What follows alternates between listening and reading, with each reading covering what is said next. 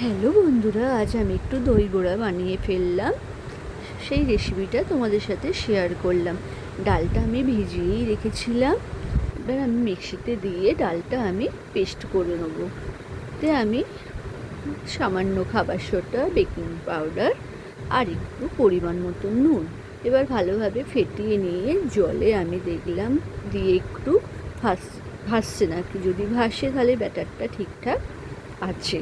এবার আমি কড়াইয়ে তেল দিয়ে এবার বড়ার শেপে আমি সব বড়াগুলো ভেজে নেব।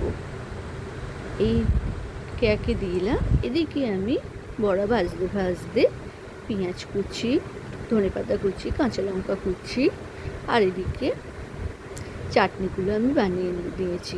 দই বড়া, দই তো অবশ্যই লাগবে।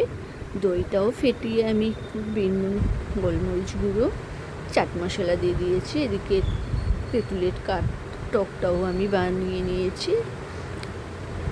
চাটনিগুলো আমি বানিয়ে রেখে দিয়েছি, সেগুলোর ভিডিও করতে পারিনি, পরে একদিন করে দেখাবো। এদিকে আমার বড়াগুলো ভাজা হয়ে গেছে। আমি জলে একটু সামান্য নুন দিয়ে বড়াগুলো আমি দিয়ে রেখে দিয়েছিলাম। তারপর কিছু খানিকটা বাদে আমি চিপে বড়াগুলো তুলে নেব। এইভাবে আমি সব বড়াগুলো ভেজে জলে ডুবিয়ে তুলে নেওয়া হয়েছে। দেখো, এদিকে আমার সব রেডি হয়ে আছে। এদিকে চাট মশলা, বেনুন, টক দই, চাটনি, ঝুড়ি ভাজা, তেঁতুলের চাটনি সব রেডি করে এবার আমি সার্ভ করব। আমি প্লেটে 4টে করে বড়া, পেঁয়াজ কুচি, কাঁচা লঙ্কা কুচি, ধনে পাতা, তেঁতুলের চাটনি,